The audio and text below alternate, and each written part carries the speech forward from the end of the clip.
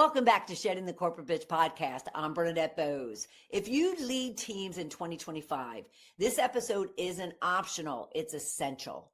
Today, we're tackling the silent crisis inside modern leadership, how to project real authority without slipping into tension, mixed signals, or on-camera burnout.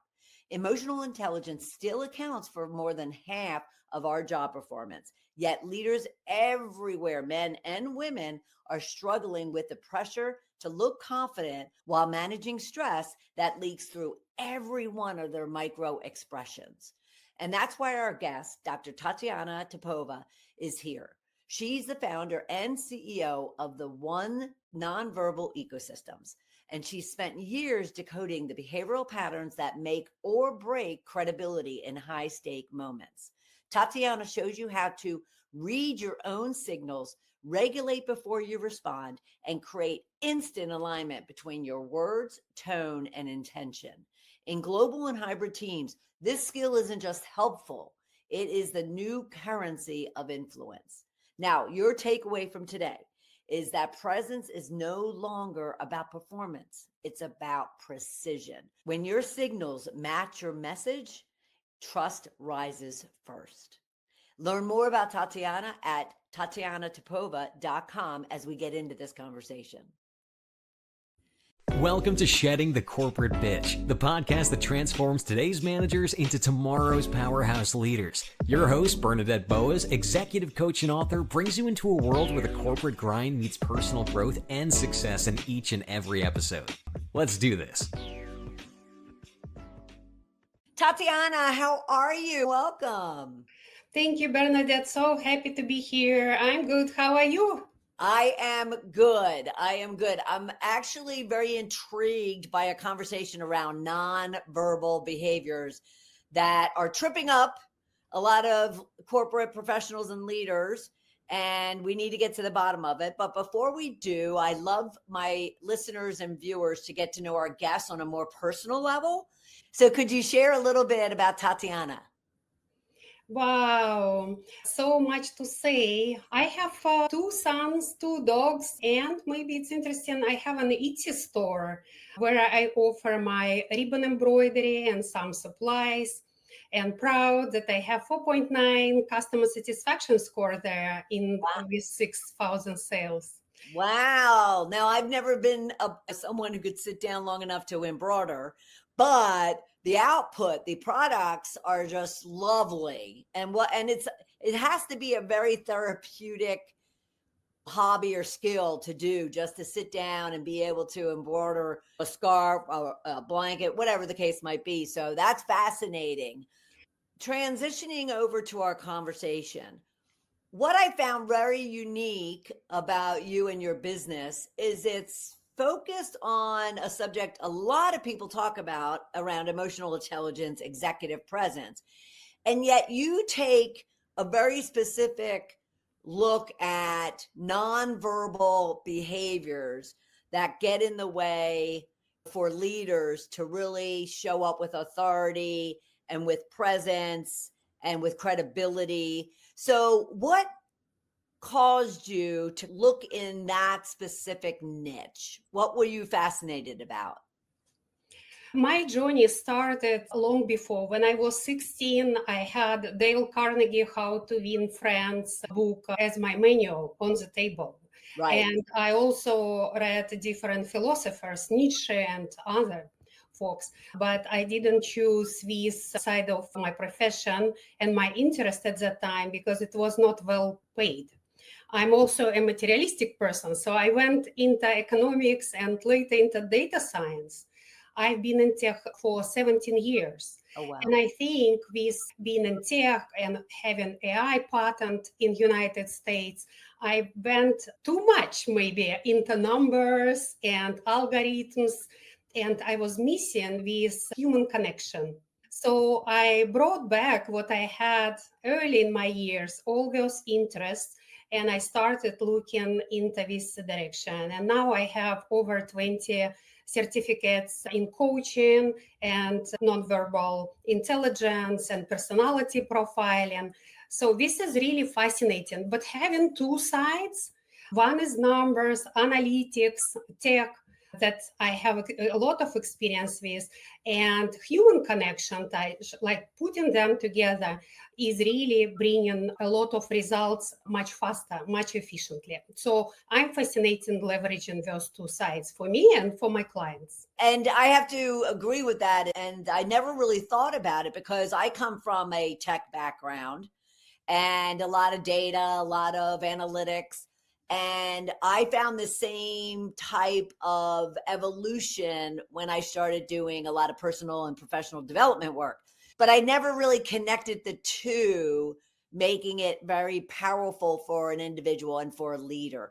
So, what do you find to be kind of the ecosystem? Your business is called Nonverbal Ecosystems, which I found also fascinating.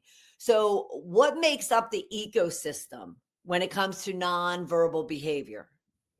Great question. So let me first mention that nonverbal represents 50-70% of our communication. So it's at least a half. So often we, or leaders, neglect this half. So that brings the importance of nonverbal communication in general. And in some communications, when it's about emotions such as love or anger, if it's a conflict or love expression, then nonverbal actually represents 93%, up to 93% of the overall communication. So if we neglect this piece, then we are missing a lot. So I wanted to bring this awareness that it's very important to pay attention at least as much as we pay to verbal communication, and we spend so much time preparing for usually, and both of us know that from our past tech careers, that content first. So now talking about ecosystem, I put together nonverbal communication as different elements. And nonverbal, it's not just body language, and it's not even body language and voice. It's actually 9 main elements, and sometimes you can even add more. Main ones that I'm focusing on is personality profiling, because often personality profile and personality type defines how we behave under stress, what we are motivated by, what we fear, what trigger points exist, etc. So knowing who you are or who your employees are, we can tailor our messaging or our approach or even our schedule to adapt better to our personality type or our employees or whoever we communicate with. Right. And we can also adjust our nonverbal cues behavior to others as well as some of those other things you mentioned, correct? Exactly. So when we talk about nonverbal, we can adapt nonverbal communication to our own style. We can also see what our strengths and weaknesses are. We all have strengths, and this is also neglected often and forgotten. Each of us has something great that we can leverage more, and we don't, unfortunately. And also a few things that we can highlight. But it doesn't mean that we all need to now stand like that. You probably saw many politicians, they have this gesture on the photographs, and sometimes it looks natural, sometimes it looks artificial, because you see like they do it intentionally, Right. but it doesn't fit the picture or this particular personality. So knowing your nonverbal communication style, what will elevate your presence versus looking like a performance or undermining you, is very important. So combination of two. And as you mentioned, the tailoring your conversational style or your messaging is very important too. It's even in sales, not just in leadership, not even only in job interviews where we want to portray ourselves as experts, right? But it's also in sales. If I know what personality type is in front of me, I know how to adjust. Right. One of those very common things that we know about is mirroring. So it's a good approach if we don't go into details, but we can go much, much, much further into more details. And person will get a feeling, oh, I feel something interesting, something good about this person. I feel so connected. And you probably felt it in your life. You don't recognize, like, why? Nothing special about this person. They didn't do anything like in particular to intrigue me or fascinate me. But you feel so attracted and you feel like, oh, I have known this person for years, or I want to buy from them, or get a job, or to hire someone. And it can be completely opposite. We feel like so disconnected. We feel like something weird, but it doesn't sit with me well. Right. And if we don't have this skill or nonverbal communication, things that we can recognize, person wouldn't know. They just feel that something is not working. Yeah. But if you do, then you can pinpoint, oh, this was anger micro expression, here was too wide gesture, here was voice change, or whatever. So we can pinpoint specific things that didn't land with me, for example, as a personality type of who I am. So before we move too far off, though, you mentioned that there's 9 attributes of nonverbal. So what are some of those? Because like you said, some people are thinking, oh, it's just that it's my gestures and it's my tone of voice, but there's a lot more involved. So can you walk through at least those 9? I will just mention a few. I don't want to overcomplicate it because it's already a topic that underappreciated, I think. So main is the most, it's body language. And body language on its own has many categories. I look at 14, sometimes I look at 21 within body language itself. Next one is voice and speech. There are also different categories. We can talk about tone, posing, filler words, and many other things. Then we can talk about specialness in terms of a space. So spatial, where we are located, how close we to someone or to something. Oftentimes we don't pay attention, but a simple example would be if I get to someone too close, right? And especially in real life, but also on Zoom, if we have, for example, online interview or meeting, it can be intimidating, right? Or it can look like passive, or it can send other signals. And we oftentimes don't realize what we are sending out. So special awareness is very important. And in some cultures, you can approach someone very close and they get used to that, like being in public transportation all the time, being close to each other. In US, for example, it will be too close. And many people feel uncomfortable. So it will be already putting some kind of disconnect between you two, even everything else is perfect. They're invading your space. And so it's 3 feet, stand at arm's length, and I'll be very engaging. Get real close, and all of a sudden I feel threatened. Yes. And another one, that style, how we dress, how we show up, how we groom. Oftentimes I saw even in leadership meetings, some come with some worn out after many laundry cycles t-shirt, and they try to speak to high leadership. Like it's not the best impression that we would like to make. Or if I wear a very short skirt to an interview that maybe even just a regular office, or maybe it's something working with the customers and it may be, how else can she dress? I don't know. I'm skeptical. They can't maybe ask directly, what type of clothes do you wear to work? So they judge based on what we show them. Yes. So they make their conclusions based on that. So those would be the main ones. But when I work with clients, then we look into all the aspects that. Other things that I don't know how many professionals really focus on is, would you throw these into your ecosystem? And that is where someone sits at a table, how someone walks in a room, how someone, you mentioned tone and that those things, but those other type of more subtle but very powerful indicators, are those in your ecosystem as well? Definitely. And actually, I'm smiling because there was recently a post on LinkedIn about sitting at the table. And the person who posted, they said, oh, if you sit over there, then it means that. If you sit on chair number 1, it means that. And I reposted it with my critique.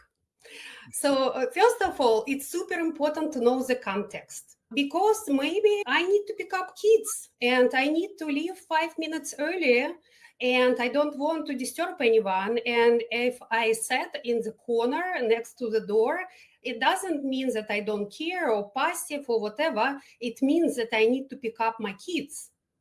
Maybe it's an unusual event today for me.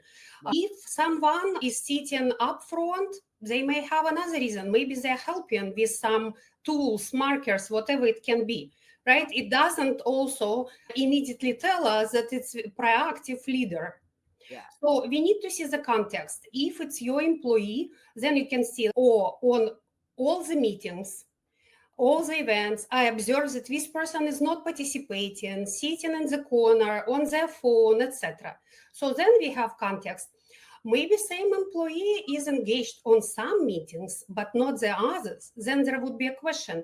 Is it about who is presenting? Maybe it's their managers, they don't feel comfortable. Maybe it's someone they had interaction and felt interrogated and they don't want to engage. Maybe it's not their expertise and they don't feel that they should contribute. So there could be multiple nuances. Right. And I recommend to consider the context. As far as the door opening, I even have it as an exercise when I work with the clients. It's one of the exercise, how we show up. Do we try to sneak in a little bit?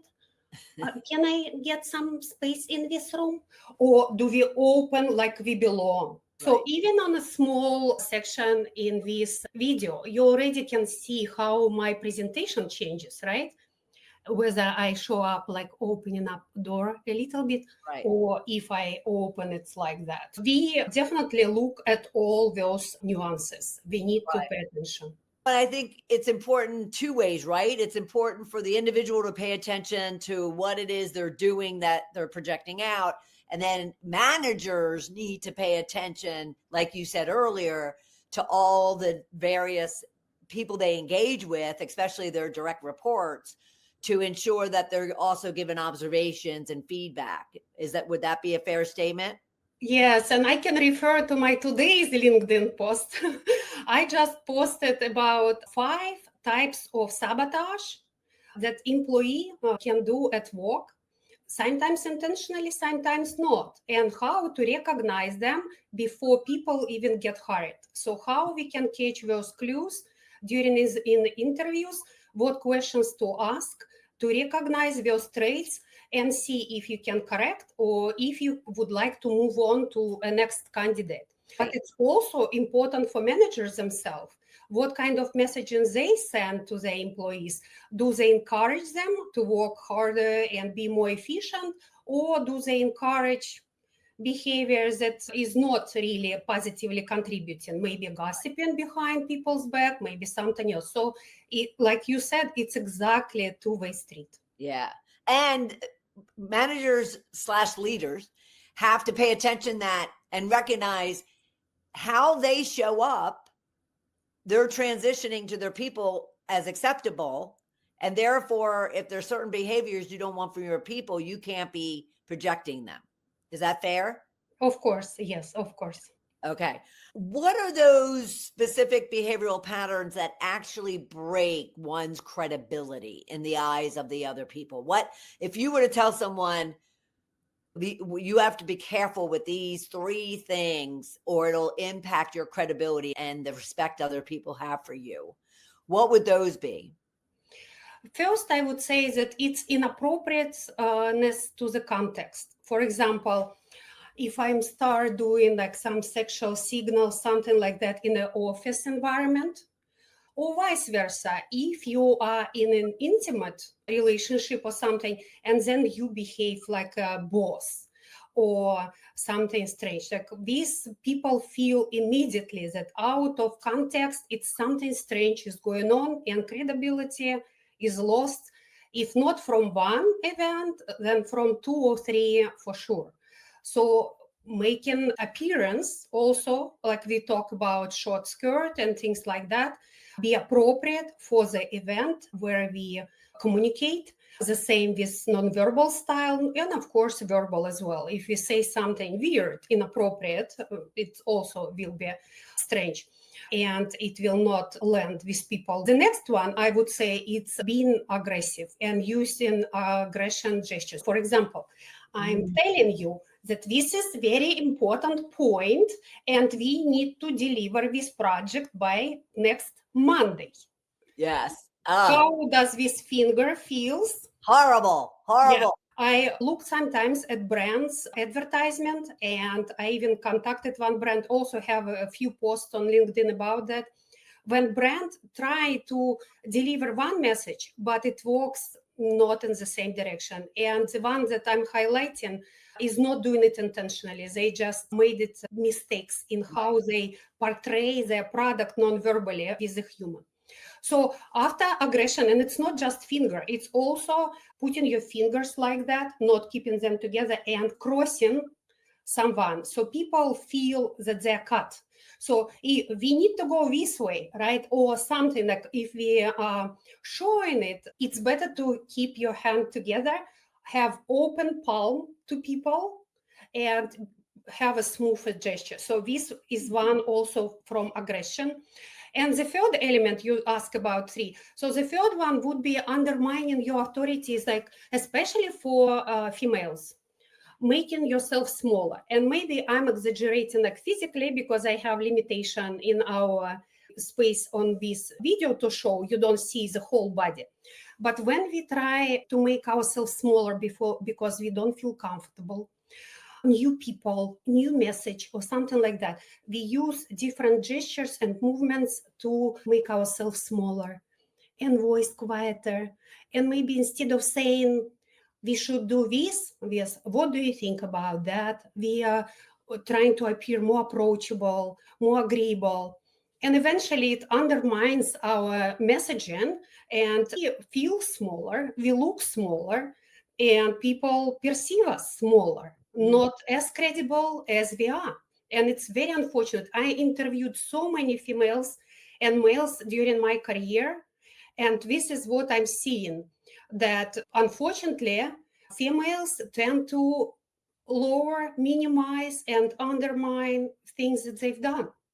No, absolutely agree with you. Absolutely agree with you. And you'll see it amongst some men too, but predominantly Yes. is something that women have a tendency to do too often.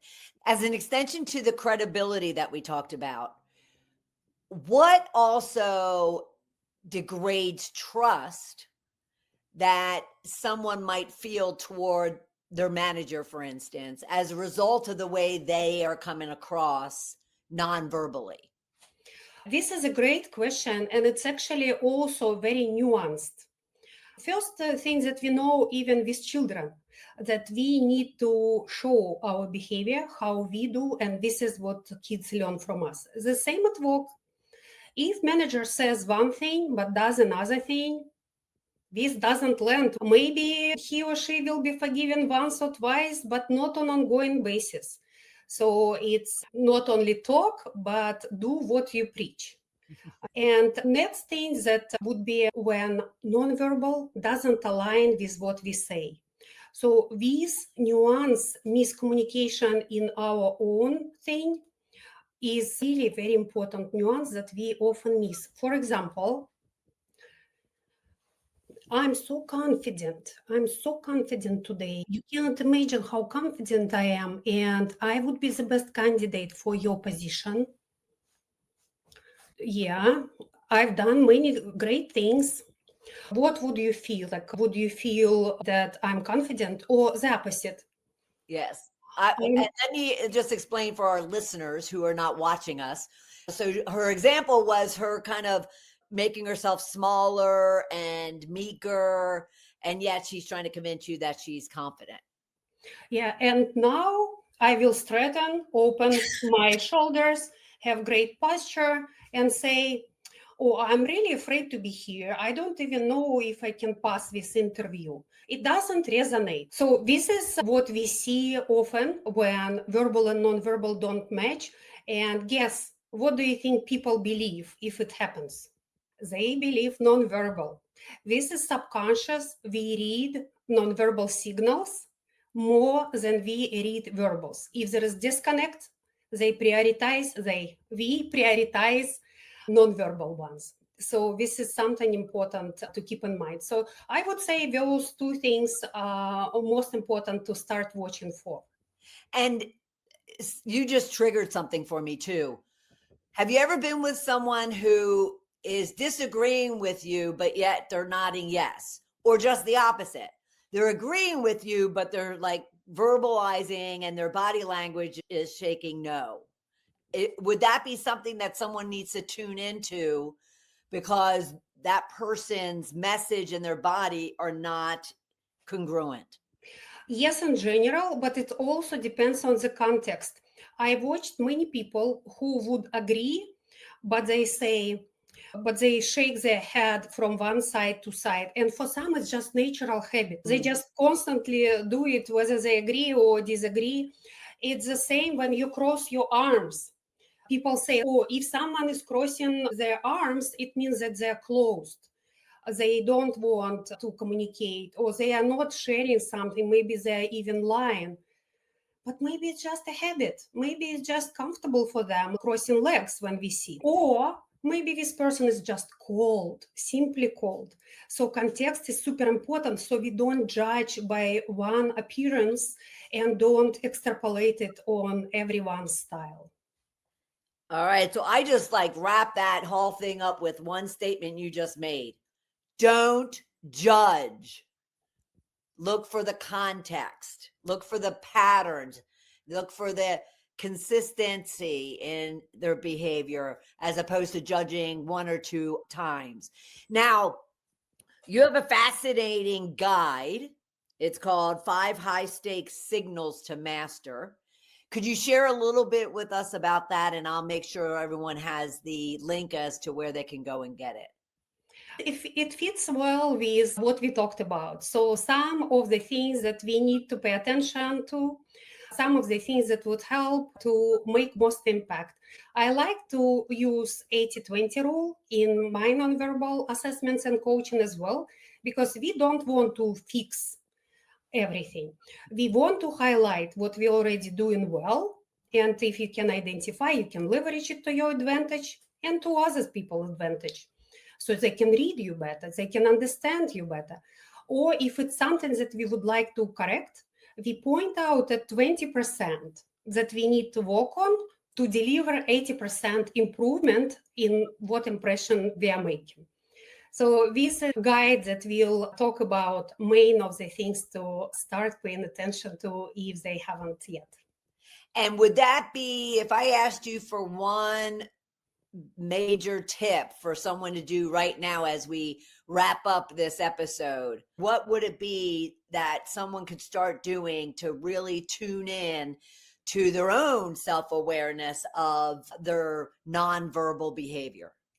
Guide, of course, is good, but we also would like to see what is not working. And the easiest to do that on their own, if they're not ready or would like to start on their own first, is to record yourself. Record yourself and make sure if you present online and you present in person, do both, because we behave differently on those two.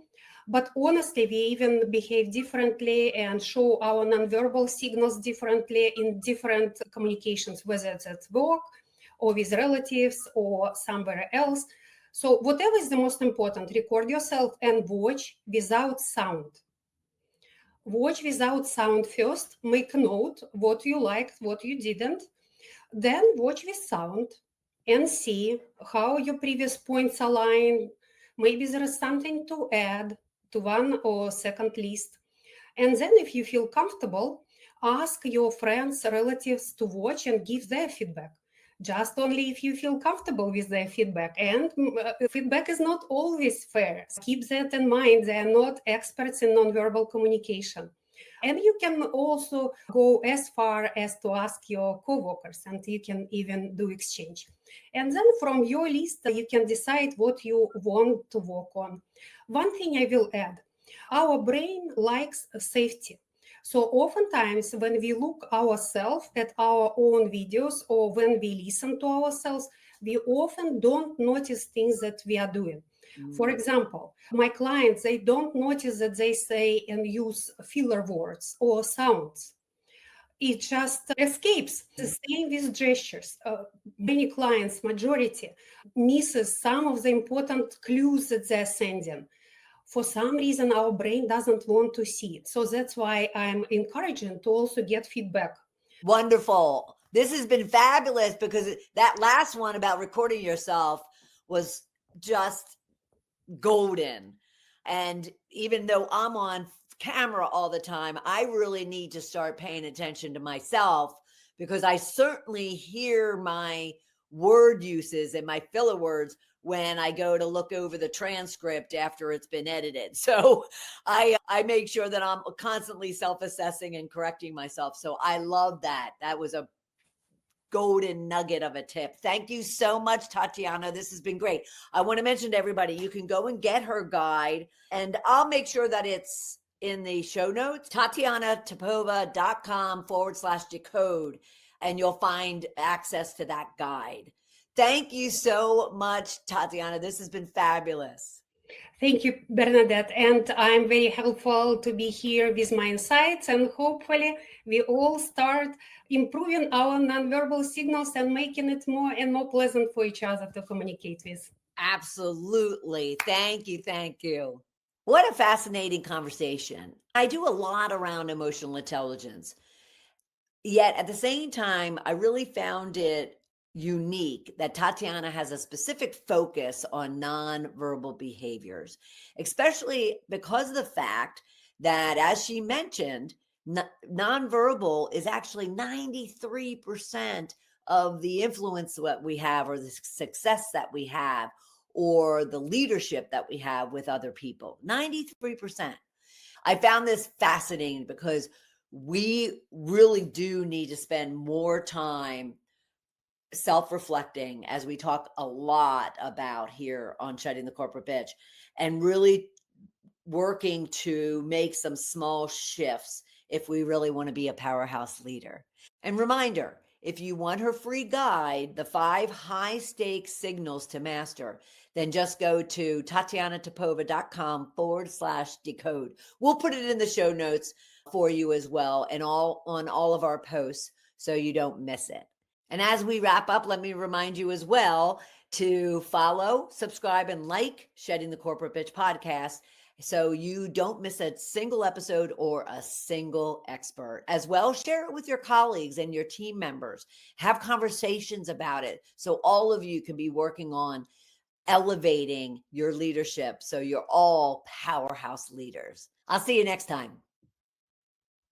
Thank you for tuning in to today's episode of Shedding the Corporate Bitch. Every journey taken together is another step towards unleashing the powerhouse leader within you. Don't miss any of our weekly episodes. Subscribe to our podcast on Apple Podcasts, Spotify, or wherever you love to listen. And for those who thrive on visual content, catch us on our Shedding the Bitch YouTube channel. Want to dive deeper with Bernadette on becoming a powerhouse leader? Visit balloffirecoaching.com to learn more about how she helps professionals, HR executives, and team leaders elevate overall team performance. You've been listening to Shedding the Corporate Bitch with Bernadette Boas. Until next time, keep shedding, keep growing, and keep leading.